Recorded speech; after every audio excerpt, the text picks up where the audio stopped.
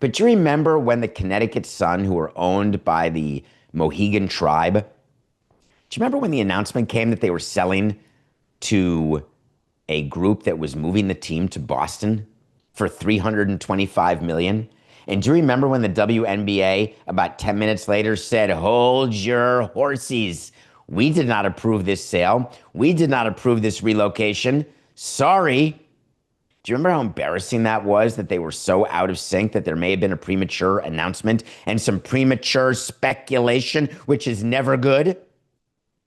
You also remember the fact that the WNBA is looking at expansion. And you also remember the fact that they've got a bunch of cities before Boston that are trying to get expansion teams, and you don't want to have a relocation when you've got expansion, which is why in baseball, they got to get Tampa set. They got to get Vegas set, because then you can do expansion for real when there's no one chirping about relocation. You can't use up an expansion city, especially one like Boston, for relocation. You simply can't, unless Bob Barker and the Skinny Mike. Drew, you're doing great, by the way. Unless the price is right. So what exactly is happening right now? The WNBA is out there messaging to you that not only is the sale not happening, but there is a scenario under which we would consider the possibility of maybe doing something to help the Mohegan Tribe who wants to sell the team. So maybe we will go back to 2002. We will review that crazy franchise swap that guy David Samson did with one lawyer and one banker and one deputy commissioner, put together a three-way. Not the kind of three-way that you look for in college. I'm talking about the three-way business transaction where the Montreal Expos were bought by Major League Baseball. Insane. Then the guy who owned the Expos bought the Marlins. The guy who owned the Marlins bought the Red Sox. Everyone or anyone remember this unbelievable franchise swap? It doesn't happen often, but there is talk that the WNBA would consider buying the Connecticut Sun. And the question is, when buying a team, you don't want to run a team. You can ask David Stern about that. You do not want to buy a team and run it. So what do? You buy a team and then you sell it immediately to a group who will pay the expansion fee that you want as part of expansion. Can you imagine if the Mohegan Tribe proposes to the league that, hey, we want our $325 million. We need it. We've got to improve our facilities. We've got to figure out our casino. We've got to figure out our school system, our security. We want this sale to happen. You've got a bunch of people who'd like to keep the team in Connecticut, maybe Hartford, maybe even around Mohegan Sun, but no, Hartford, maybe move it to Boston. Zeigesund. Whatever you want, the Mohegan Tribe will say. You want to sell it to a Milwaukee Bucks, the former owner, Mark Lazary, do it. Move the team to Hartford. You want to sell it to Steve Pagaluca? Fine. Go to Boston. Give me the money we want.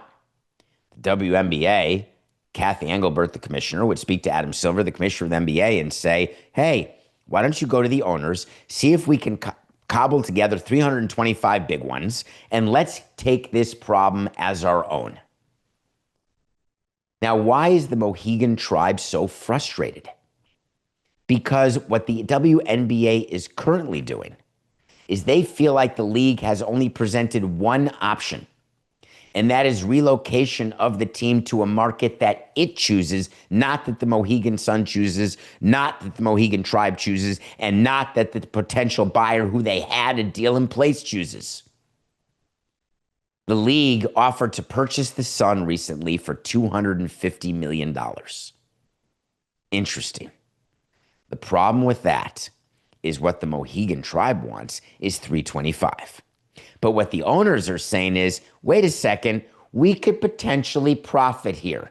If we can buy something for $275 and sell it for $325, that's an extra $50 million to be split amongst the owners. Does this sound familiar? Do you remember that Major League Baseball bought the Montreal Expos for $120 million and then sold them to a group out of Washington, the Lerner family, and the Expos moved to Washington, became the Washington Nationals. But Ted Lerner paid the league to buy the Montreal Expos, not the owner of the Expos, who had already sold it to baseball. And what became of that money? That money formed something called BELP, Baseball Expos LP. It was a partnership that was used to buy the Expos from our owner. And that partnership then took in a lot of money when they sold the Expos.